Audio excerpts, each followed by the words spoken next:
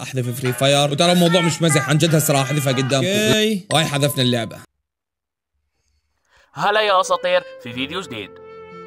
اليوم راح نتحدث عن اليوتيوبر دراغونوف. هو يوتيوبر اردني عنده عده قنوات، ومنها قناته الاصليه دراغونوف.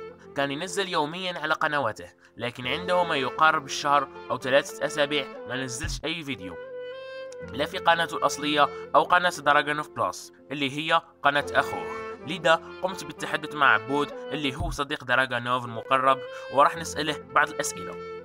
قبل ما نروح لعبود حبيت أقول لكم أنه دراغونوف مستحيل يعتزل.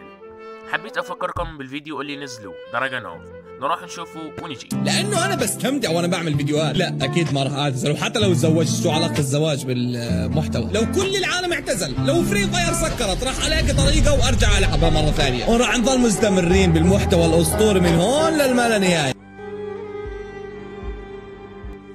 عبود، ما هو رأيك بشأن اعتزال دراغونوف؟ للأمانة بتمنى إنه يضل معانا ويكمل، لأنه كانت روحه كثير حلوة، يعني بالفيديوهات فيديوهاته كانت كثير حلوة. دراغونوف كشخص أنا للأمانة كثير بحبه، فإنه يختفي زي هيك ويعمل حركات الاعتزال هاي للأمانة يعني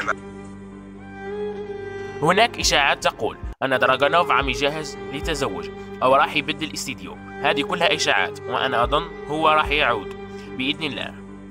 خلينا نسأل عبود هل يعرف أين هو دراغونوف؟ للأمانة أنا مش عارف وين دراغونوف أبدا. بعت له مبطل يرد، حتى باللعبة مبطل يفتح، اللي هو أكثر مكان دائما كان يكون موجود فيه اللي هو لعبة فري فاير، مبطل يكون باللعبة. فمش عارف للأمانة، بتقولوا لي رأيكم تحت بالتعليقات.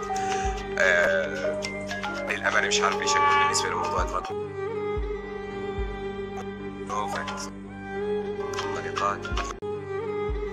وفي الأخير حبيت أقول دراغونوف، إذا أنت عم تشوف هذا الفيديو ارجع، فكل متابعينك يحبوك كثيرا. لا تنسى اللايك والاشتراك، وشاركوا هذا الفيديو مع أصدقائكم لكي ممكن يشوفه دراغونوف. سلام.